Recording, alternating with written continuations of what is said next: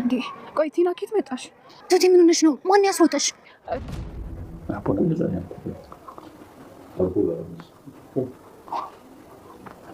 شوف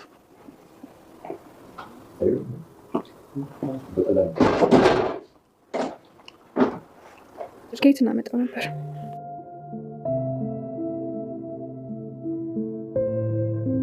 ቲና በገፋችን ቁጥር እርስ በርስ መደጋገፉ ሲጸና እኔና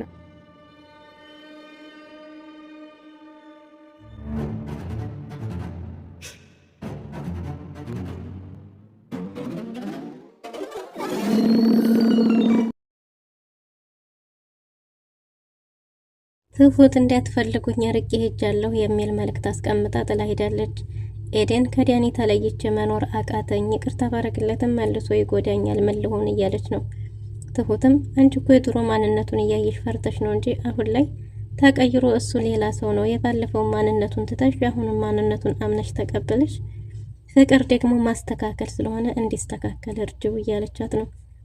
ኤደንም ለሱ ይቅርታ ማድረግም ከብዶኛል፣ ግን ደግሞ ተለይቼ መኖርም በጣም ከበደኝ እያለች አማክራታለች። ትሁት ሰሞኑን ትካዜና ማልቀስ አብዝታለች። ምክንያቱም የቀድሞ ፍቅረኛዋ መጥቶ እያሳደዳት ነው። ምሽት ላይ ስቆታ ሊይዛትም ሲል ተደብቃ ራሷን አድናለች። ግን ደግሞ ቲና ለሷ ያዘነች መስላ ትወናዋን ሰርታለች። እሷን አሳምና ከሱ ያዳነቻት አስመስላ እንዲታምናት አድርጋለች። እውነትም ተሳክቶላት ደግሞ ትሁትም አምናታለች። ካሌብ የትሁት ፍቅር አነጫንጮታል። ስትወጣም ስትገባም ለምን የሚል ጥያቄን አብዝቷል። ሰላም ሰላም፣ ውድና የተወደዳችሁ ውድ ቤተሰቦች እንደምን አላችሁ? በያላችሁበት የዓለም ዳርቻ ሰላማችሁ ብዝት ተተረፍ ይበል እያልን ዛሬም በአዲስ መተናል። እናንተም በቅንነት ላይክ፣ ሼር፣ ሰብስክራይብ እያረጋችሁ ቤተሰብ ታደርጉን ዘንድ በትህትና እንጠይቃለን። ቤተሰብ ላረጋችሁን ሁሉ ከልብ እናመሰግናለን። ትሁት ተከታታይ ድራማ በባለፈው ክፍል እንዴት ተመለከት ነው እንግዲህ ትሁት አፍቃሪዋ መጥቶ ሰፈር ላይ አይታው በጣም ተረብሻ ነበር። እናም እንግዲህ ቤት ውስጥ ገብታ ስትንቀጠቀጥ ብዙ ነገር ተፈጥሮ ነበር። እናም አልፎ ተርፎ ምሽት ሱቅ ስትሄድ መንገድ ላይ አግኝታው እንደምንም አምልጣለች። ያም የሆነው እንግዲህ በቲና ሀሳብ ነበር። ለአንድ ጊዜ ከሌባ ያስጣለቻት አስመስላ እንዲታምናት ነው። ካሌብ ትሁትን ለመቆጣጠር የተቻለውን ሁሉ እያደረገ ነው። እናም እንግዲህ አየህ አባዬ አንተ ነህ ልጅቷን የልብ ልብ የሰጣት፣ ይኸው እስካሁን ድረስ ቆየች እኮ አልመጣችም እያለው ነበር። እንዴ ከልጅ ላይ ውረድ፣ ምን አረገችህ? ምንድነው ያደረገች ነገር ቢለውም እስቲ ተመልከት የሄደችበትን ሰዓት እስካሁን እኮ አልመጣችም እያለ እየተንቆራጠጠ ነበር። ምንም አትሆንም እናንተ ምን አሳሰበህ ቢለውም እንደኛ እኮ ነን ኃላፊነት የምንወስደው እኛ ጋር እስካለች ድረስ እንዴት ነው እንደዚህ እንደ ልቧ የምትንዘላዘለው እያለ ነበር። ባለፈው እኮ ከሆነ ወንድ ጋር አይቻታለሁ አባዬ እንዲህ ብሎ እያለ ነበር። የካሌብ አባትም እና ምን አሻሻብ ያየኸው ወንድ የትሁት ፍቅረኛዋ ነው ብሎት ነበር። የትሁት ፍቅረኛ ነው ሲለው ካሌብ እጅግ በጣም ተደናግጧል። እንዴ ምን ማለት ነው አባዬ ሲለውም እንዴት አፈቅራታለህ እንዴ ምን ሆነህ ነው አንተ ምን አገባህ ሲለው እንደማያፈቅራት ቢናገርም ግን ደግሞ አፉ ላይ ሲንተባተብ ያስታውቅበት ነበር። ኧረ እኔ አላፈቅራትም ብሏል። ዳኒ ሳለል የተባለውን ሄዶ አናግሮ ነበር። አጋቹ ዘንድ ሄዶ ቲናን የት እንዳረጋት ሲጠይቀው ቲና እሱ ጋር እንደሌለች እየቀለዳችሁብኝ ነው እንዴ እያለው ነበር። ዳኒም እንደዛ ሳይሆን ቲና ትናንት እንደወጣች አልተመለሰችም ሲለውም አው በርግጥም ማታ ጊቻን ነበር ሰክራ ስትመለስ፣ ግን ደግሞ የሆነ ሰው አድኗታል። ከዛ በኋላ እኔ ጋር የለችም ብሎት ነበር። እና ዳኒም ይሄንኑ ያለውን ሄዶ እንግዲህ ለአባዬ የተፈጠረውን ነገር ሁሉ ነግሮታል። እሱ ጋር እንደሌለችና ግን ደግሞ የሆነ ሰው እንዳዳናት ጭምር። እናም ካሌብም ስለሷ እንደወጣች በዛው ብትቀር እንደውም እፎይ ነው እንጂ ምን አጨናንቋችሁ ነው ስለሷ የምታስቡት እያለ ነበር። ካሌብም የካሌብ አባትም እኔ ለሷ ሳይሆን እያሰብኩት ያለሁት ለኔና ለቤተሰቤ ነው፣ ምን እያሴረች እንደሆነ አናቅም፣ ከኛ ስትርቅ ለመቆጣጠር ራሱ አይመችም እያለ ነበር። እናም ምንም አታመጣም ለምንድነው የፈራሃት እያለ ነበር ካሌብም። የካሌብ አባትም አላወካትም ማለት ነው እያለው ነበር። እና ዳኒን አሁንም እንደ ድሮ ቀርቧት ምን ለማድረግ እንደፈለገች እንዲያጠና ወደ እሷ ልኮታል። ካሌብ ዳኒም አባዬ እኔ ጥሩ ለመሆን እየሞከርኩ ነው፣ በሷ ምክንያት ድጋሚ ኤደንን ማጣት አልፈልግም፣ ለኤደን ለመሷን ለየኔ ለማድረግ የተቻለኝን እየጣርኩ ነው፣ እሷ ጋር ካየች ደግሞ ኤደን ድጋሚ ትጣላኛለች እያለው ነበር። የካሌብ አባትም ለኤደን ሁሉንም ነገር እሱ እንደሚያስረዳት ግን ደግሞ ቲናን ቀርቦ እንደ ድሮ ማንነቷን ምን እንደምታስብና ምን እንደምትሰራ ማወቅ እንዳለባቸው ተነጋግረዋል። እናም እንግዲህ ካሌብ ዲያኒም እኔ ነግረዋለሁ ስላለ እሺ ብሎ ተስማምቷል። ግን ደግሞ ካሌብ ቤቱን በመዞር ጭንቅላታቸውን አዙሮታል። ይንቆራጠጣል፣ መቀመጥ ተስኖታል። እንዳንተ ልጅ ተረጋጋ እንጂ ምን ጉር ነው? ምንም አትሆን አሁን ትመጣለች ብሉትም በጭራሽ ይሄው ቀረች እኮ ይሄው አልመጣችም ምን ሆነች ይባላል እያለ በጣም እየተጨናነቀ ነበር። ከትንሽ ደቂቃዎች በኋላ እንግዲህ ትሁት ሲያሳድዳት ከነበረው ከድሮ አፍቃሪዋ አመልጣ ቲናን አስመስሎ ቲናም እንግዲህ ያዳነቻት አስመስላ ወደ ቤት ይዛት መታለች።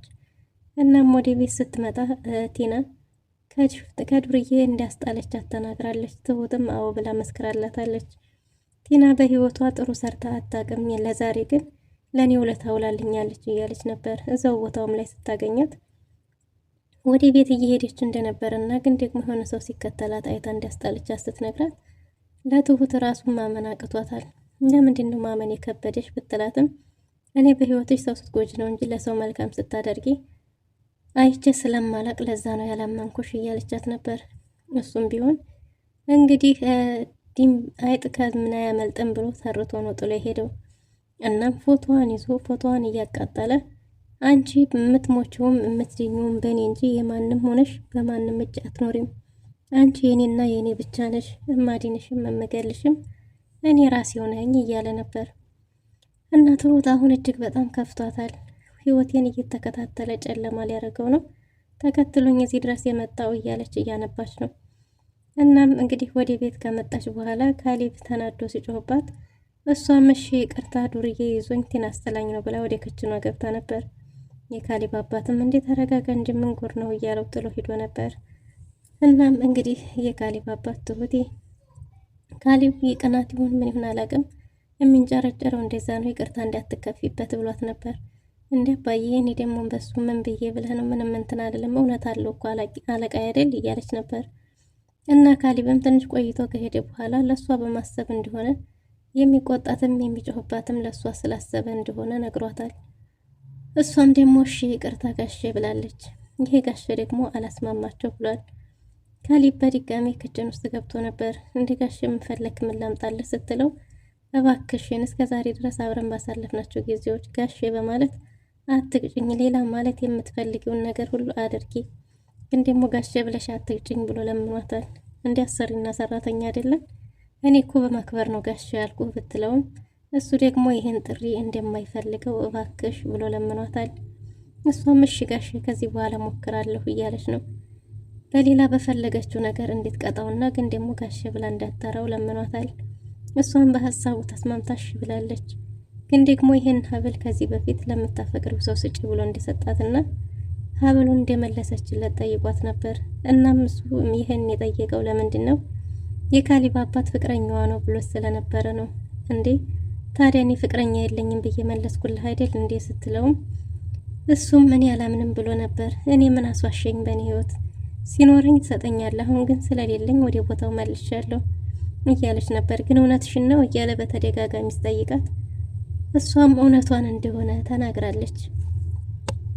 ፍቅረኛ እንደሌላት ስትነግረው የእውነትሽን ከሆነ እሺ ብሎ የተረጋጋ ይመስላል። እንግዲህ ቲናም ከትሁት ሰውዬ ጋር ከትሁት ፍቅረኛ ጋር ተገናኝታ ከሱ ጋር እያወራች ነበር። ያመነችሽ ይመስልሻል ሲላትም በደንብ እንዲያመነቻት ነግረዋለች። ትሁት እንደ ስሟ ትሁት ናት፣ ሰውን ለማመን ብዙ አይከብዳትም እያላት ነበር። ስጠላም እንደዛው ብሏል። እናም በስርዓት እንዲያመነቻት እንኳን እሱ አይደለም ቀርቶ ቤተሰቡ ሁሉ እንዲያመናት ተናግራለች። እና ከዚህ በኋላ እኔ እንደምፈልገውና እኔ በምልሽ መንገድ ነው የምታረጊው ብሏት ተስማምታለች። እሷም እሺ ብላለች። ትሁትን አሳልፈሽ ለእኔ ትሰጭኛለሽ፣ በምላሹ ደግሞ አንቺ የምትፈልጊውን ነገር እኔ ያደርግልሻለሁ ብሏታል። አጋቹ ደውሎ ገንዘቡን የማትሰጠው ከሆነ እንግዲህ እሷን አስፈራርቷት ነበር። ቲና በምላሹ እሷን ማስፈራርታለች ማለት ነው። የትሁትን ሰው ተማምና 1 ሚሊዮን ብሩን ካላመጣሽ 1 ሚሊዮን ቦታ ቆራርጥሻለሁ ቢላትም አንተን ራስህን 1 ሚሊዮን ቦታ ቆራርጥሃለሁ ብለዋለች።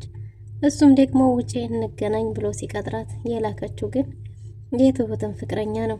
ትሁት ለቤተሰቡ ደብዳቤ ጽፋለች። ለካሌብ አባት አባዬን ያንተን ስወዲ ከአባቴ በላይ ነው፣ እዚህ ቤት ይህን ያህል ጊዜም ስኖርም አንድም ቀን አስከፍተኸኝም አስከፍችህም አላቅም። የቲና ክፉ መሆን ደግሞ እኔ እናንተን የበለጠ ሊያስተሳስረን ፈልጎ ይሆናል። የኔና ያንተ አባትና ልጅ መሆናችን የቲና ክፋት ባይኖር ኖሮ ምንም ይሆን ነበር። ግን ደግሞ ይህን ያደረገው እኔ እናንተን አባትና ልጅ አድርጎ ሊያስተሳስረን ይሆናል። በውድቀትም በከፍታውም እየተደጋገፍን እዚህ ደርሰናል። እና አባዬ አሁንም ቢሆን እወድሃለሁ፣ በጣም ነው የምወድህ። ዝም ብዬ ስጠፋ እንደ አንድ ሰራተኛ እንደሆነ ቁጠረውና፣ ግን ይሄን ማረገው እናንተ ምንም እንድትሆኑብኝ ስለማልፈልግ ነው። ምክንያቱ ይሄ ነው ብዬ የማልነግራችሁ ከባድ ችግር ስለገጠመኝ ነው ብላ እንግዲህ መልእክት አስቀም እየጻፈች ነበር። ትሁት ይህን ደብዳቤ ስጽፍ የደም እንባ እያነባች ነበር።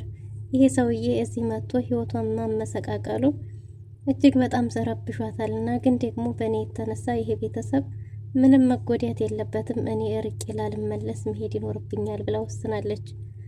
እናም ጓዟን እያስተካከለች ደብዳቤዋን ጽፋ ልታስቀምጥ ስትል ኤደን መታለች። ኤደን ስትመጣ ትሁቴ ምን ሆነሽ ነው? ፊትሽ ደህና ነሽ? ያለቀሽ ነው እንዴ? ደብሮሻል እንዴ? እያለቻት ነበር። እሷም ምንም እንዳልሆነች ነግራታለች። ቤተሰቡንም አደራ ሰጥታታለች።